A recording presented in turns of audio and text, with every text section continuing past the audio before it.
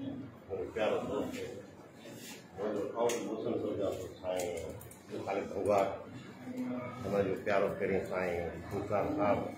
सारी भेण साईं गुलाम नबी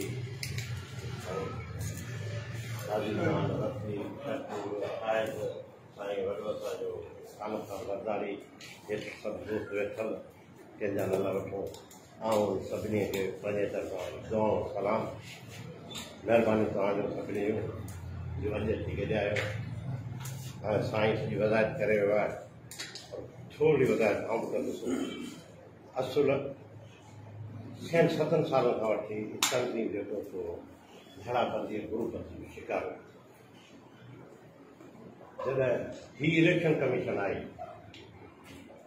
ऐं हिन इलेक्शन कमीशन अब्दुल खालिद साईं शाहिद साईं गुलाम नबी या जेकी कैबिनेट जा मेंबर हुआ ॿियूं ज़िला डिवीज़न सिंध जी इलेक्शन कराई ऐं उन इलेक्शन कराइण ते उन इलेक्शन जी रिज़ल्ट आहे जो साईं गुलाम सुराराज आई पार्टी वेठी हली हिननि खे इन जे तरफ़ां सलाम पेश करियां त वरी तंज़ीम असांजी करे विया ऐं इलेक्शन जी हिकु दफ़ा थी ॿिए दफ़ा थी पर उते इलेक्शन जे रिज़ल्ट खां पोइ जेका शइ थोरी घणी थी वई उन लाइ आऊं ॿधी साईं अब्दुल खालिद खां माफ़ी थो घुरां साईं गरदारी या ॿिया दोस्त जिन खां थियो आहे असां चवंदासीं साईं भाउर आहियो असांजा भाउर आहियो ऐं असुल इलेक्शन जमहूरीअ महिल आहे जिन में घणा दफ़ा असांजूं इलेक्शनूं थियूं पर असां इहा शइ महसूस ई कोन कई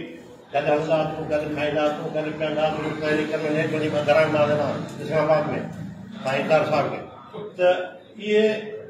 इलेक्शन जे महिल आहे ऐं हू बि असांजा दोस्त सभु भाउर आहिनि ऐं उन्हनि खे अपील कंदुसि